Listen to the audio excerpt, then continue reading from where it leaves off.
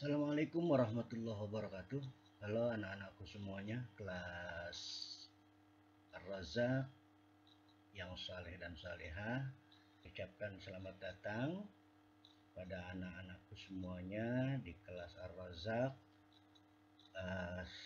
Selamat bertemu kembali. Hari ini kita akan belajar dengan mata pelajaran Sejarah Kebudayaan Islam SKI bab 1, itu tentang Khulafaur Rasyidin. Bapak ada membagi beberapa bagian untuk Khulafaur Rasyidin ini, untuk bab Khulafaur Rasyidin ini. Yang pertama tentang definisi dan pengertian dari Khulafaur Rasyidin. Yang kedua, sahabat-sahabat yang tergolong dalam Khulafaur Rasyidin. Yang ketiga, ada sahabat Abu Bakar As-Siddiq, ada sahabat Umar bin Khattab, juga ada Utsman bin Affan, dan yang terakhir adalah sahabat Nabi Ali bin Abi Thalib. Kita langsung masuk ke pengertian definisi dari Khulafaur Rasyidin ya.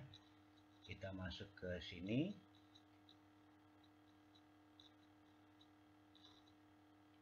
Definisi Khulafaur Rasyidin menurut bahasa, kita pisah nih ya, ada dua kata. Khulafa itu bentuk jamak dari kata khalifah yang artinya pengganti atau pemimpin ya. Dalam Al-Quran itu ada khalifah ya, khalifatan fil ardh. Lalu kalimat yang kedua ar-rasyidun, artinya bentuk jamak dari kata ar-rasyid. Ar-rasyid artinya orang yang mendapatkan petunjuk. Nah, kalau digabung kedua-duanya Khulafaur Rasyidin artinya para pengganti atau para pemimpin yang mendapat petunjuk. Pengertian Khulafaur Rasyidin menurut istilah adalah pemimpin-pemimpin atau para khalifah umat Islam sebagai pengganti Rasulullah Shallallahu Alaihi Wasallam yang mendapatkan petunjuk dari Allah Subhanahu Wa Taala. Lalu siapa sajakah mereka yang termasuk dalam kategori Khulafaur Rasyidin? Insya Allah kalian udah kenal semua nih ya, Khulafaur Rasyidin. Yang pertama adalah Abu Bakar As-Siddiq. Dia menjadi khalifah, memimpin Islam itu kurang lebih selama 2 tahun menjadi khalifah.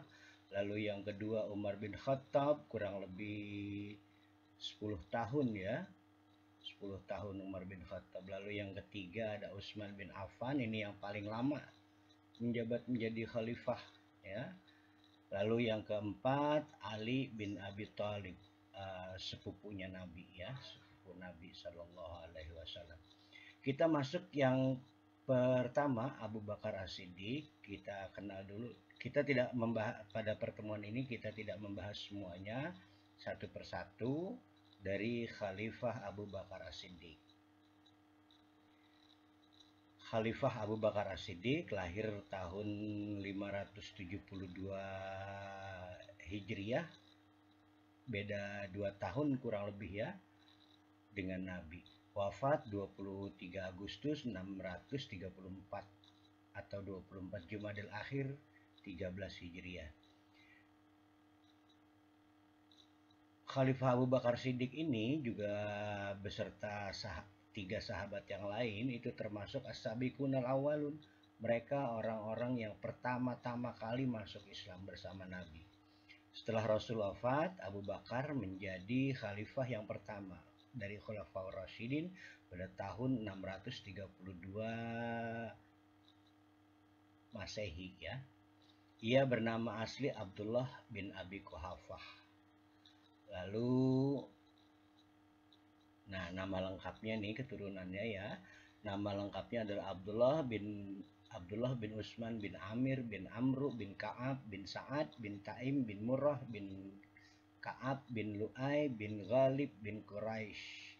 Bertemu nasabnya dengan Nabi pada kakeknya bernama Murrah bin Ka'ab bin Lu'ay.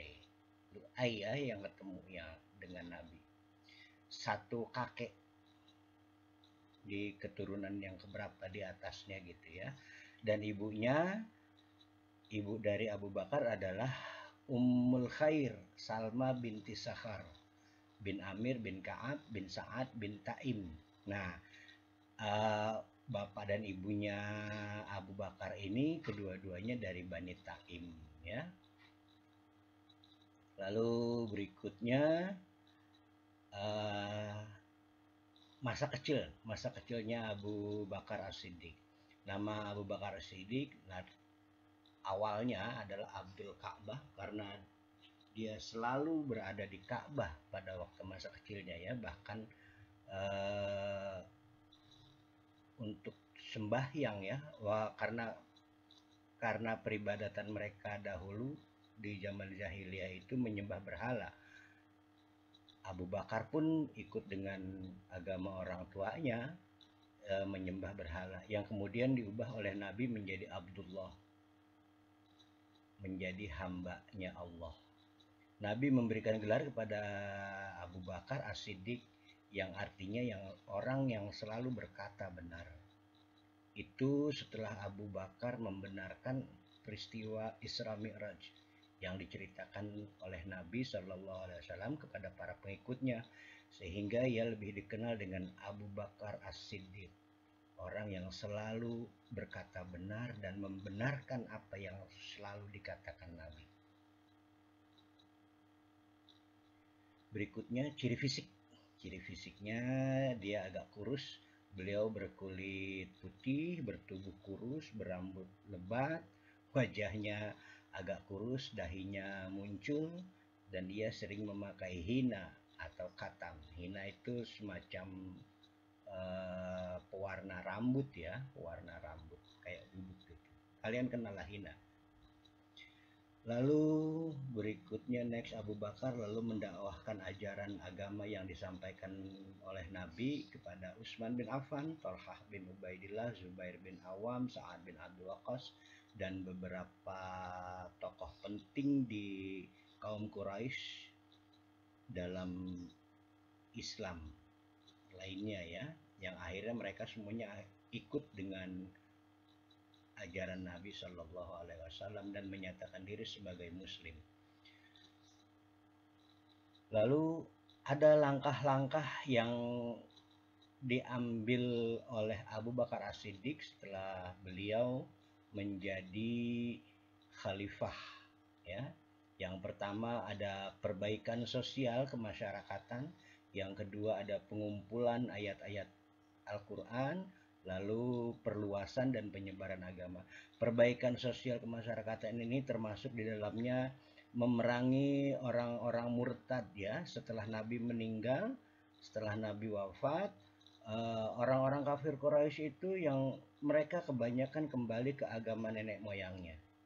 Mereka kembali murtad, tidak mengikuti apa yang telah diajarkan Nabi.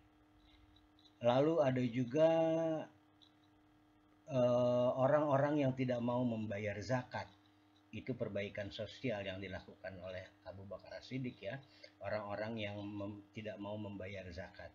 Lalu dalam perbaikan sosial juga beliau banyak yang pertama tadi memerangi nabi palsu, orang yang tidak mau bayar zakat, dan orang-orang yang murtad. 3 perbaikan sosial kemasyarakatan yang dilakukan oleh Abu Bakar Siddiq itu. Lalu pengumpulan ayat-ayat Al-Quran, karena orang-orang para penghafal Quran pada masa itu banyak yang gugur dalam peperangan ya, dalam peperangan. Dan Al-Quran pada saat itu belum bisa terkumpul karena ditulis dengan di pelepah-pelepah kurma ataupun di tulang-tulang hewan ataupun di batu-batu. Jadi pionirnya awalnya itu adalah dari masa Abu Bakar ya, atas usulan Umar bin Khattab untuk mengumpulkan ayat-ayat Al-Quran yang tercecer di mana-mana.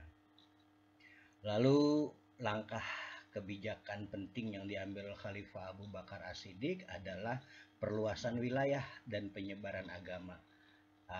Ini ke Turki, ke Syam, lalu ke Mesir.